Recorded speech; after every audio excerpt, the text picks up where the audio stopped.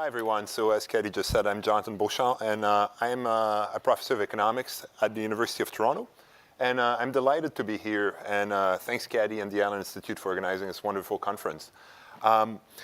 So first, as I said, I'm in the Department of Economics, and this is a conference about the genetics of complex traits. So you might be wondering, what's the relationship? Well, as an economist, I'm especially interested in understanding the genetic underpinnings of economic traits. So that means economic preferences, economic behavior, and economic outcomes, and how these genetic underpinnings interact with environmental factors. So as a social scientist, I'm well aware that, of course, these traits are all under important social or environmental influences. But to get the full pictures of what influences these traits, we have to study both these environmental factors and genetic factors in tandem and how they interact. And today I'll be talking about a genome-wide study about a study that's entitled Genome-wide Study Identifies 611 Loci Associated with Risk Tolerance and Risky Behavior. Okay. And actually, another thing I wanted to mention is, unlike most other presentations so far, my presentation is really a deep dive in a single study. So I'll take advantage of this to define a bit more terms for the audience. Okay. All right, so before going on, I just want to flag that, or point out that this is a gigantic research effort with many collaborators. So I'm presenting today, but this was possible thanks to the efforts of numerous collaborators, and here are some of the main ones. We also acknowledge our some generous funders. Okay, and here's a full list of collaborators. The only thing I want to mention is there's two of them in the crowd here, at least two. There's Daniel Postuma and Pierre Fontanillas, who both presented this morning, actually. And there might be others, actually. Anyone else on this list that I don't know? Okay. Okay. Introduction. So this is a large-scale genetic study of risk tolerance. And you might wonder, why study risk tolerance? Well, as an economist or as a social scientist, I can tell you that risk tolerance is one of the most fundamental parameters in economics, in finance, and the behavioral sciences generally. It's also important in epidemiology and many other fields. In fact, I would say that along with time preferences, risk preferences is the most important parameter in economic models that really help fine-tune economic models, okay? So it's a very important variable in the behavioral sciences. As well, measures of risk tolerance predict a wide range of economic, social, and health-related behaviors, such as, for instance, portfolio allocation, so whether you invest more in stocks or bonds, or whether you don't invest in your money in the stock market at all, occupational choice, how much risk you take in your career choices, smoking, cigarettes, drinking alcohol, and many others. And risk tolerance has been one of the most intensively studied phenotypes in social science genetics. In fact, there's been, there's been a lot of studies trying to find genes that are associated with risk tolerance, but most of these were in relatively small samples. And I'll come back to this theme a bit later in the talk, actually.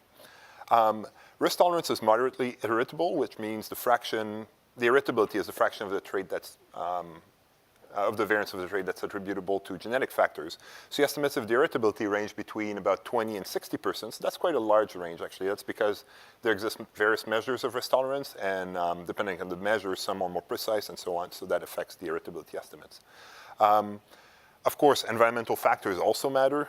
But as I said earlier, to date, most studies attempting to discover genetic variants associated with risk tolerance have been conducted in relatively small samples. And so to date, very little is known about the genetic of risk tolerance, okay?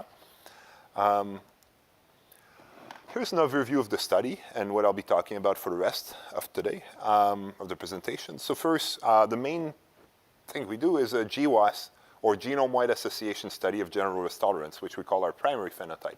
So for those who don't know, a GWAS, or Genome-wide Association Study, is essentially a study in which we look for many genetic markers that are distributed throughout the genome, so in this case about 10 million genetic markers. For each of them, we look whether the marker is strongly associated with risk tolerance. And then after that, we do some statistical correction for multiple hypothesis testing to see which one are the true robust signal of association with risk tolerance. In other words, we're going to scan the genome and look for genetic markers associated with risk tolerance.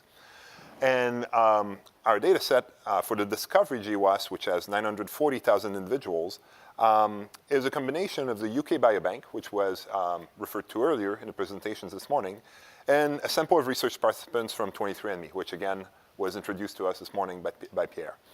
And the phenotype measure is self-reported general risk tolerance. So in the UK Biobank, the measure we use is, is a question which just goes along this way. Will you describe yourself as someone who takes risks? Yes or no? And the exact measure varies across cohorts, but all measures are self-reported and broadly similar across the cohort. And for instance, in the 23andMe cohort, the measure reads, in general, people often face risk when making financial, career, and other life decisions. Overall, do you feel comfortable or uncomfortable taking risk? And then you have to answer from 1, very uncomfortable, to 5, very comfortable, okay? Now, you might think this is an extremely simple measure and doesn't sound very robust or valid. Well, I would say it's deceptively simple, and that's one of its big advantages. So in the first place, I should say there are lots of measures of risk tolerance that exist in the literature, and many of these are quite costly to collect in the sense that they require collecting many questions, and some of them require using real financial incentives. Well, it turns out that this very simple self-reported measure correlates quite highly with quite a number of these measures and performs at least as well or better than most, if not all, of these measures in terms of predicting risky behavior, okay? That's at the phenotypic level, not at the genetic level. So in other words, this very simple measure has the advantage that it does quite well at predicting risky behavior. And second, it's very easy and simple and cheap to collect, which is why it was collected for about 940,000 people, plus some more for replication GWAS I'll talk about later. Okay, then after that, we also did 6 additional GWAS of adventurousness, which is a trait I'll define in a second, 4 risky behaviors, and the first principal component of the 4 risky behaviors, which we call these 6 our 6 secondary phenotypes. So adventurousness first, we analyzed 558,000 individuals from another sample from the 23andMe, And the question is just, if forced to choose, would you consider yourself to be more cautious or more adventurous? And with response categories ranging from very cautious to very adventurous. And then the next 4 traits we analyze are automobile speeding propensity, drinks per week, ever smoker, and number of sexual partners. Those 4 traits were selected because we wanted to have measures of risky behaviors across different domains of risk-taking, okay? And because we could have data on these. So most of these come from the UK Biobank. So of course, so for automobile speeding propensity, this is simply a measure of how often, self-reported measure of how often one tends to drive faster than the speed limit. For drinks per week, it's just number of alcoholic drink, 1 drinks per week, which can be seen as a measure of health risk. If you take too much, then you're taking risk. Ever smoker is a measure of whether one was a smoker. Number of sexual partners is a measure of the number of lifetime sexual partners one has, okay? Which we correct for age and sex. And then, of course, these do not cover all possible domains of risk-taking. We would have liked to have measures in the financial domain of risk-taking, career domain, leisure, and so on. So we're not covering all domains, but there's still a pretty good coverage. And yes, these are the measures for which we could have data, the domains for which we could have data. And then we take also as a last measure the first principal component of these 4 risky behaviors, which we see as an omnibus measure of the tendency to take risk across domain, okay? Okay, here are the results. This is called the Manhattan plot. Many of you are familiar. I know a few of you might not be familiar, so let me just take a few seconds to introduce what this is. So these are the results of the GWAS. So essentially, we have here chromosome 1 to 22. And on each chromosome, you have every genetic variant, which we call SNPs. These are the type of variants we analyze, arrayed from left to right, like in the order in which they appear. And then on the y-axis, we have the significance of the association, which is expressed as the negative base 10 logarithm of the p-value of the association between risk tolerance of the variant. So for instance, this x here indicates a SNP, which was significant in the GWAS, and with a p-value of, here it's 13, so that means the p-value was around 1 times 10 to the minus 13, okay?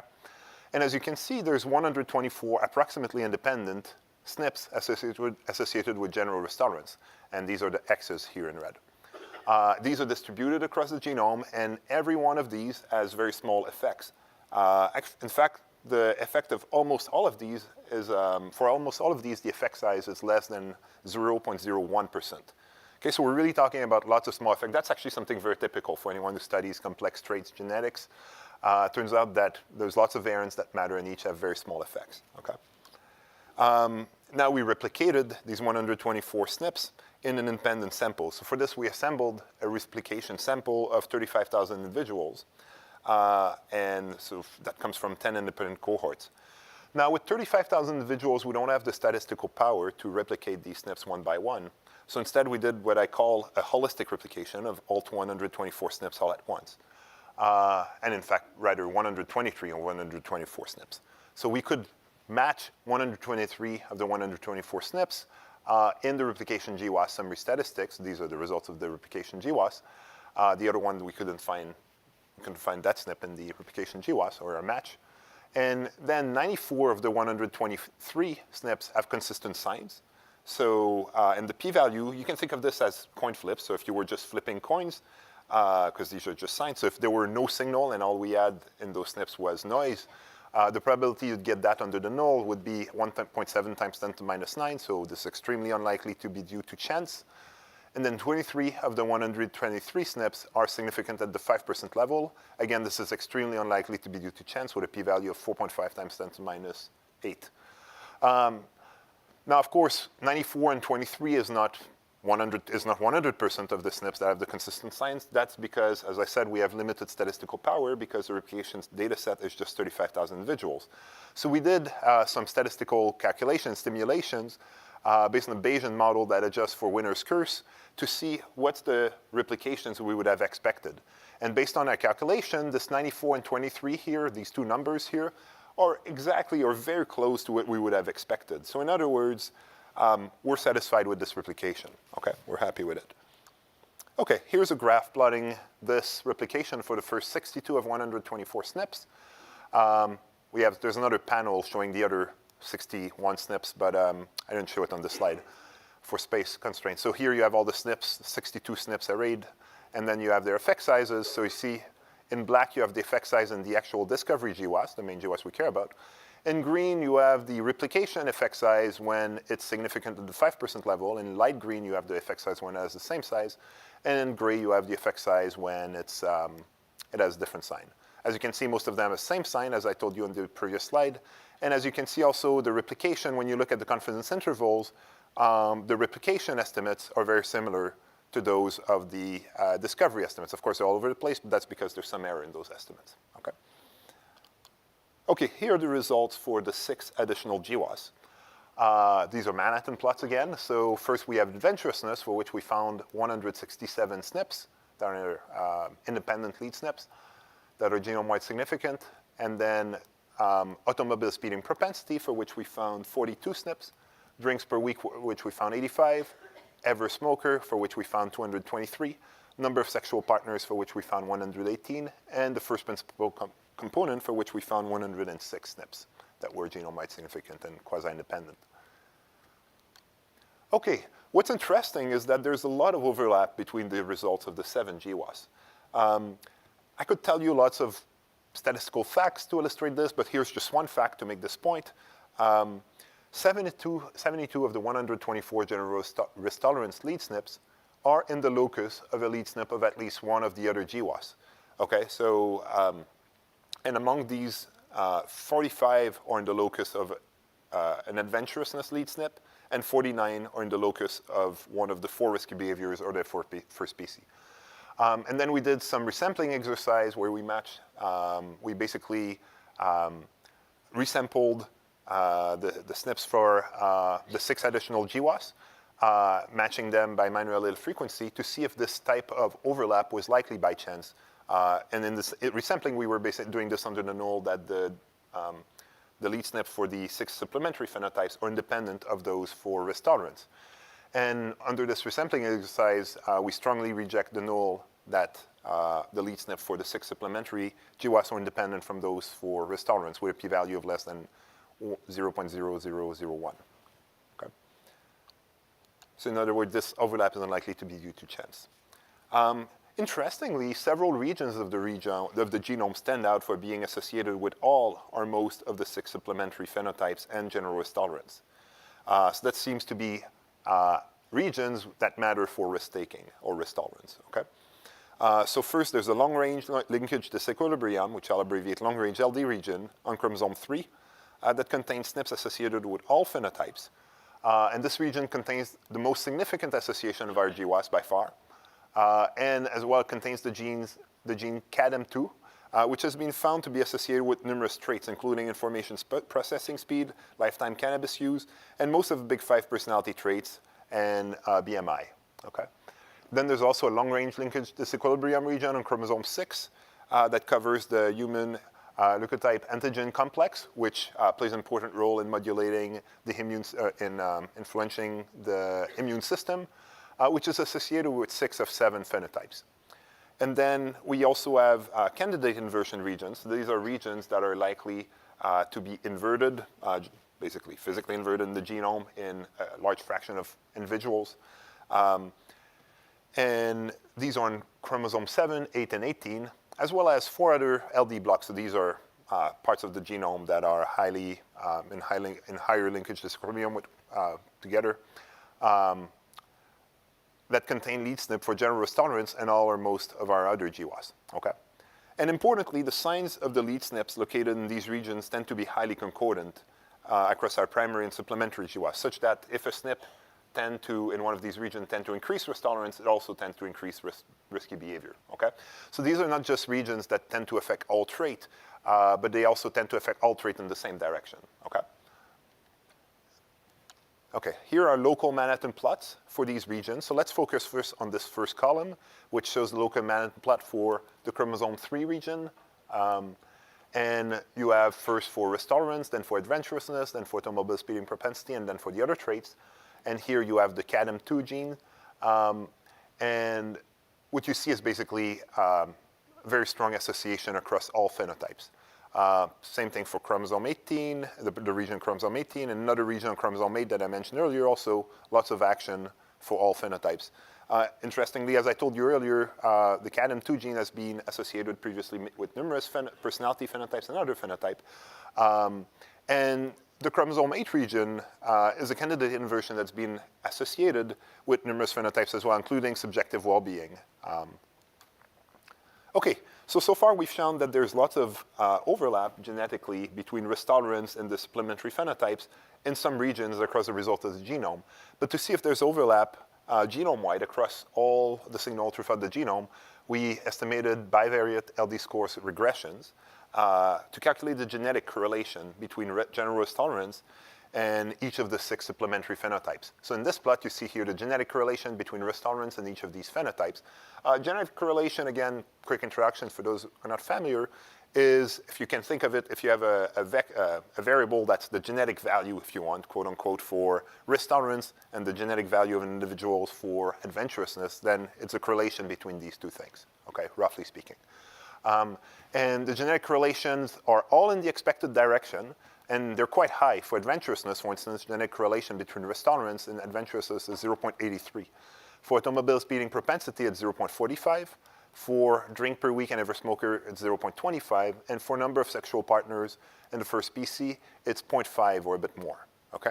So in other words, we do find at the genomic level very high genetic correlations, or relatively high at least, moderately high genetic correlations between risk tolerance and risky behavior.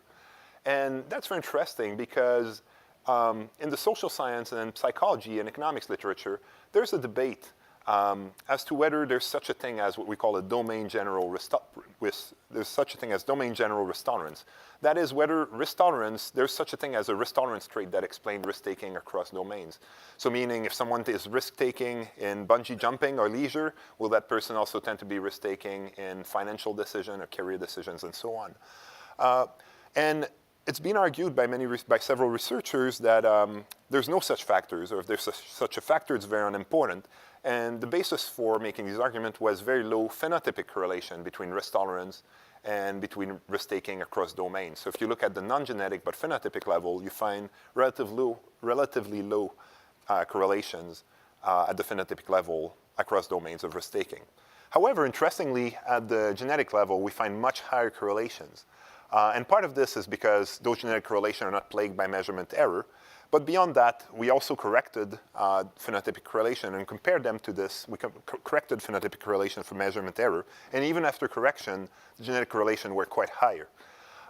So this is relevant to this debate, and it suggests that it's suggestive that there exists such a thing as a general factor of risk tolerance across domain, and that the general factor is genetically influenced.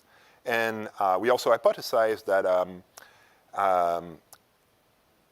that the environmental contributor to environmental factors that contribute to the risk-taking across domains dilute, so to speak, this general factor of risk-taking across domain when we look at the phenotypic level. Okay, more genetic correlations. So the first panel is exactly the same as on the previous page, so nothing new here. Let's first focus on the first two panels, well, or rather the second one. Here, these are correlations between risk tolerance, genetic correlation between risk tolerance and additional risky behaviors. And as you can see, and in green, dark greens means that the correlation go in the expected direction, such that high risk tolerance is correlated with more risk-taking behavior. Light green means it's also in the right direction, but only, actually, dark green is significant after Bonferroni correction, and light green is just significant. And gray means insignificant. As you can see, risk tolerance is genetically related with self-employment, lifetime cannabis use, for age of first sexual intercourse, and so on. Interestingly, it's not correlated with, where is it? I have trouble reading here. Cigarettes per day, okay? And actually, we have an explanation for that, is we believe that, or at least an hypothetical explanation or hypothesis, we believe that cigarettes per day captures more nicotine addiction or susceptibility to become addicted to nicotine, whereas ever smoker captures more tendency to take risks. So whether you try or decide to ever try smoking is more related to your risk-taking personality. And then if you try, whether you become addicted has little to do with risk-taking, okay? Okay, then for the rest of this figure, we see in blue genetic correlations. Dark blue means significant after Bonferroni correction for multiple testing. Light blue means just significant. And as you can see, general risk tolerance is correlated with many neuropsychiatric disorders or phenotypes, as well as with personality. Interestingly, the correlations, genetic correlation with extroversion, neuroticism, and openness are very high, around 0.5 or higher. Okay, I'll go over this quickly in the interest of time.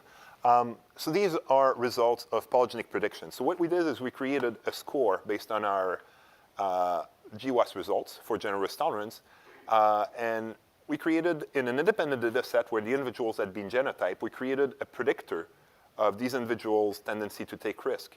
And we created this with their genotypic data and with our estimates from the risk GWAS, okay? So we can think of an index of risk-taking based on the genotype and our estimates from the risk GWAS.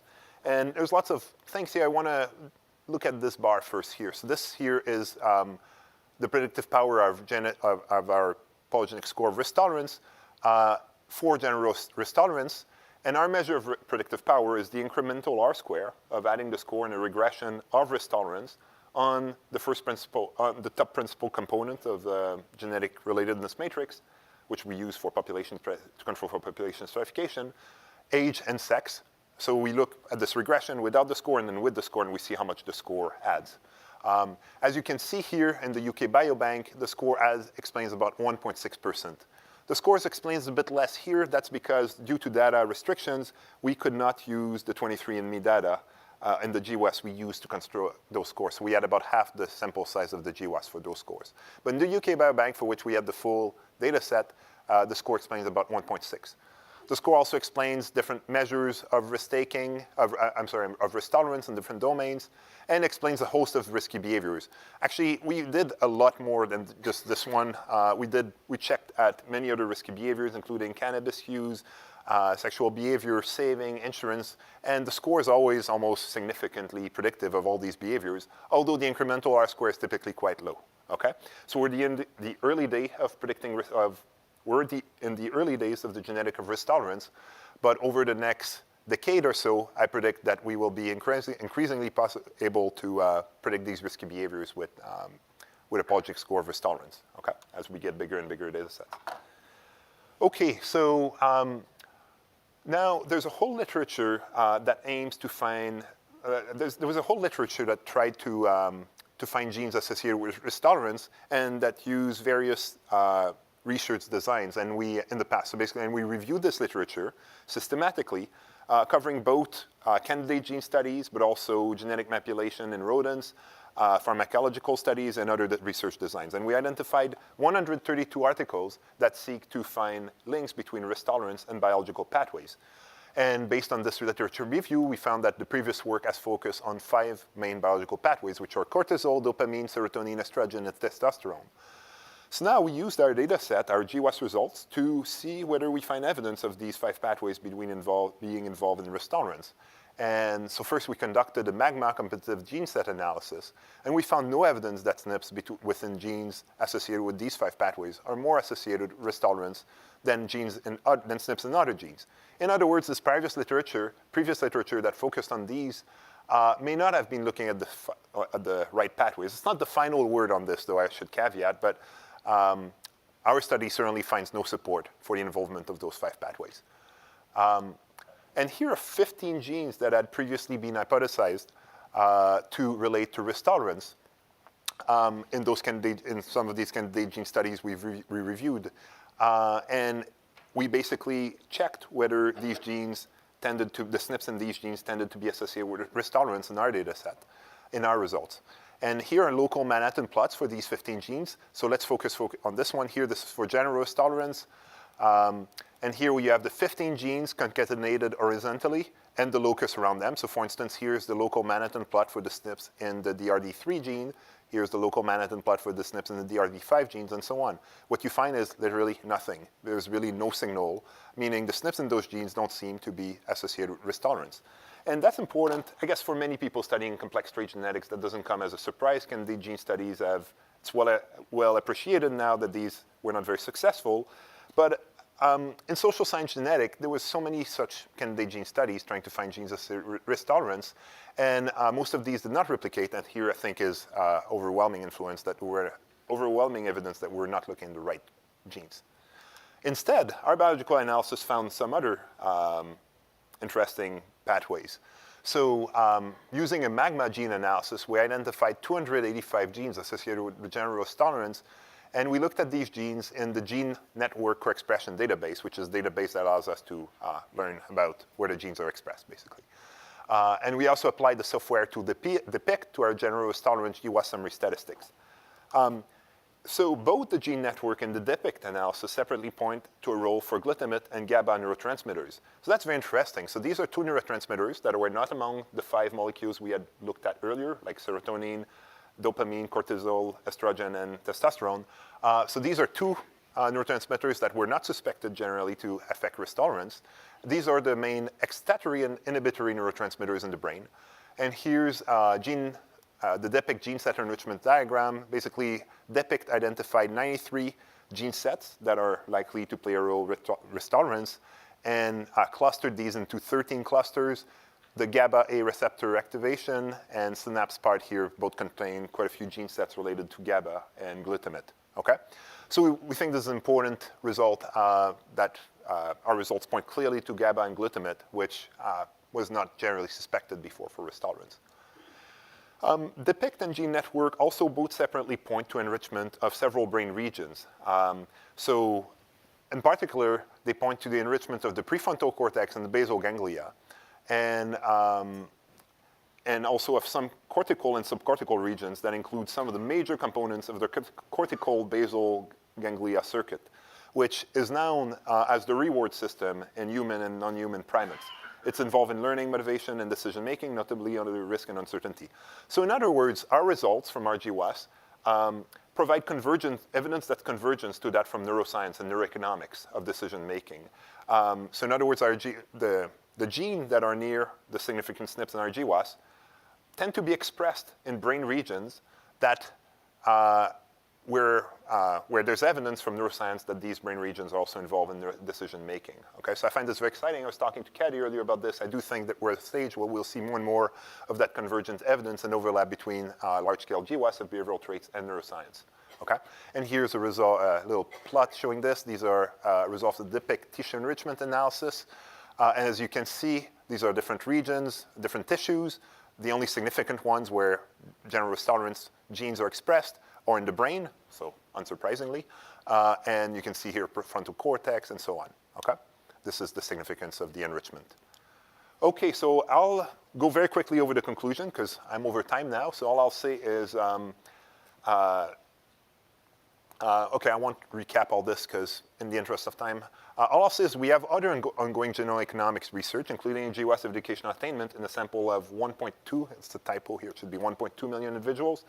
And that I believe we're in the early days of genoeconomics, basically data sets are increasing rapidly, availability of phenotypes also, and we have a very exciting decade or two ahead to understand the genetic underpinnings of behavioral phenotypes and how these interact with the environment. Thank you.